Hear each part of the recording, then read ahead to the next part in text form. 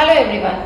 So we are watching now the series 2 of 50th GST Council meeting recommendations.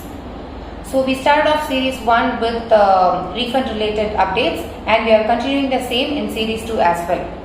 So series 2 we are going to talk about 5A, that is if you have this press release with you, so please refer to page number 4, measures for facilitation of trade 5A, wherein they have spoken about a circular to be issued relating to FOB value to be considered for export both as numerator and denominator insofar as the refund computation is concerned. Right? So let's get deeper into it. In fact, the circular has also been released now, circular 197, page number 4, para number 3. You can refer to the circular to get a little bit detailed version of it. But what we are going to discuss now is starting from the basics on what is FOB value, what is this export of refund all about, and so on and so forth. So let's start with the fundamentals. An exporter is basically given the benefit of refund. Why is he given the benefit of refund? Because the exporter basically supplies the goods outside India, which means the goods or services are being transported or being supplied outside India. And as I said, GST is a destination based tax. In a destination based tax, it is not quite possible for the Indian government to collect the taxes from a foreign destination. So which means the taxes also cannot be passed on to another country. So an exporter can only export goods and services and he cannot export the taxes. With that as the background, whatever GST that he is actually incurring on all the expenses, call it as input or input services or capital goods, which the exporter is incurring in India, he has to be given a reimbursement, which is what we call as a refund, right?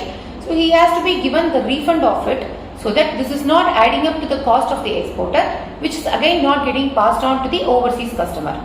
This is in line with the Indian government's agreement with all the other countries as well under WTO. So on these lines, the Indian government is basically giving refund of all the GST which has been incurred in India to the exporter. When this refund is being sanctioned, there are two ways in which it is getting disbursed. Option number 1 is where the exporter can export without payment of taxes under LUT and he can claim the accumulated ITC as refund. Option number 2 is where the exporter is going to make export with payment of duty and the same gets automatically integrated between GSTR 1-3B data and the iSCADE data, and with an automatic verification the refund is getting disbursed to the exporter. So in this context, let's come back to option number 1, where the exporter is holding an LUT and he is also taking refund benefit by way of making an application with the ITC. So for this, the formula has been prescribed under Rule 89.4. If you read the formula, it is nothing but the net ITC considered on a pro rata basis, which means net ITC into export turnover divided by adjusted total turnover. But having said that, the export turnover has been defined. It has been in fact originally defined and then got amended and then again got amended. So as we stand today, the Rule 89.4C defines what is export turnover, and that they have got a restriction to say that the export value shall be restricted to 1.5 times that of a domestic value of like goods. So what does it mean? Let's say domestically I make supply of the same goods or a similar goods and then probably I am charging 100 rupees. If that being the case, the price charged on export, let's say it is 180 rupees, will be restricted to 150 rupees for the purpose of this refund calculation. So which means what? Even though you are making export for 180, for the purpose of this refund calculation, it will be considered as 150. So this is one restriction which is inbuilt within the definition of export turnover under 89.4C. Having said that, there is also another explanation clause which has been inserted by notification 14/2022 dated 5th July 2022, wherein it has been explained that the export value will be restricted to the FOB value. Rather, the invoice value or the shipping bill value at FOB, whichever is lower will be considered as the export value.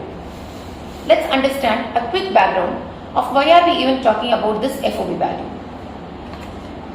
So as far as the export benefits are concerned, not just about refund, all the other export benefits are concerned, the Indian government always gives the benefits at FOB value. The reason being, in order to create a level playing field, there could be various Incoterms being followed by various exporters, but that is only to bridge the gap in terms of the additional cost that they are incurring.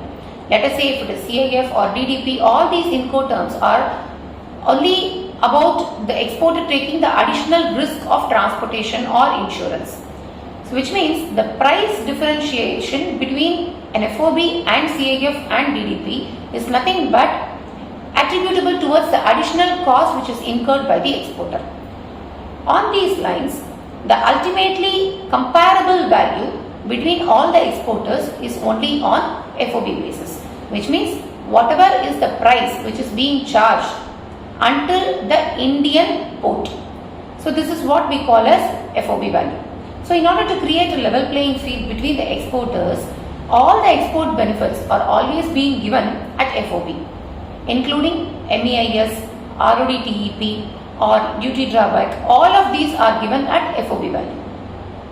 On these lines, even though GST refund is not in fact an export benefit but rather just a refund of the taxes which they have incurred in India, unfortunately government wanted to impose this FOB value basis condition even in refund benefits as well under GST. So even though that was the intention, when Circular 37/2018 has been originally issued in March 2018, they came out with a clarification just saying that export value will be lower of the invoice value and the shipping bill value. But at no point of time in that circular they have mentioned the word FOB value.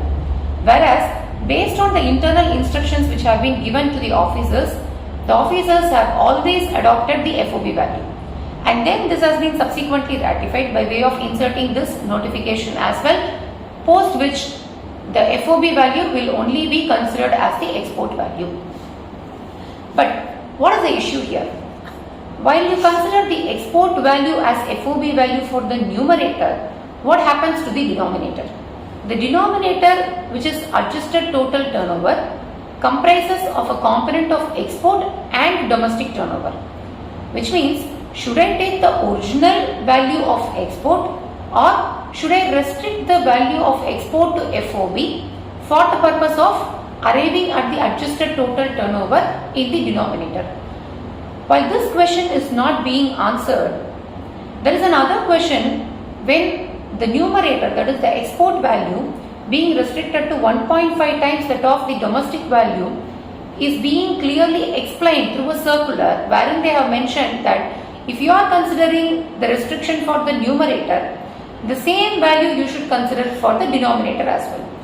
The circular but explains only in the context of this 1.5 times restriction. The circular does not address any point relating to this FOB value restriction. So right now, CBIC has already come out with this circular based on the 50th GST Council recommendation to state that the FOB value being considered for the purpose of the numerator to derive the export value, export turnover will be. இப்படி ஒரு decision Karnataka ஹைகோர்ட்ல இருந்து இருக்கு அப்படின்றப்போ first of all இப்படி ஒரு FOB value base பண்ணி ஒரு restriction கொண்டு வரதே கரெக்டா அப்படின்றதே it is a matter to be tested in the court of law. But in the meanwhile, as long as FOB value base பண்ணி ஒரு ரெஸ்ட்ரிக்ஷன் இருந்ததுன்னா அந்த ரெஸ்ட்ரிக்ஷனை நம்ம நியூமரேட்டர்ல எப்படி அப்ளை பண்றோமோ அதே மாதிரி தான் நம்ம டினாமினேட்டர்லயும் அப்ளை பண்றோம். அதனால ஒரு 100% எக்ஸ்போர்ட்டருக்கு எந்த விதத்திலையும் ரீஃபண்ட் அஃபெக்ட் ஆகாது. அண்ட் ஒரு exporter along with domestic supply இருக்கிறவங்களுக்கு பார்ஷியலா தான் வந்து இது அஃபெக்ட் ஆகும். பட் ஹேவிங் செட் தட் ஒரு ரியல் பிசினஸ்ல ஒரு எக்ஸ்போர்ட்டர் வித் டொமஸ்டிக் இருந்தா கூட அவங்களுக்கு நிஜமாவே இதனால ஒரு பெரிய இழப்பு இருக்குமா அப்படின்னா இருக்காது. ஏன்னு பாத்தீங்கன்னா டொமஸ்டிக் சப்ளை பண்ணும்போது எப்படியுமே அவங்களோட ஐடிசி யூட்டிலைசேஷன் ஆயிடுது. அப்ப அந்த ஐடிசியை யூட்டிலைஸ் பண்ணி தான் அவங்க அவுட்புட் டாக்ஸ் பே பண்றாங்கன்றப்போ இந்த மாதிரியான ஒரு கண்டிஷன்னால வரக்கூடிய சின்ன சின்ன டிஃபரன்சஸ் அந்த யூட்டிலைசேஷன்ல அவங்களுக்கு அட்ஜஸ்ட் ஆயிடுது. அதனால பெரிய வகையில ஒரு அக்யூமுலேட்டட் ஐடிசியை அவங்களால ரீஃபண்ட் வாங்க முடியல அப்படின்ற மாதிரி ஒரு சிச்சுவேஷன் இருக்கிறதுக்கு வாய்ப்பு கிடையாது. ஸோ தொடர்ந்து பேசுவோம். Stay tuned with GST with Saradha.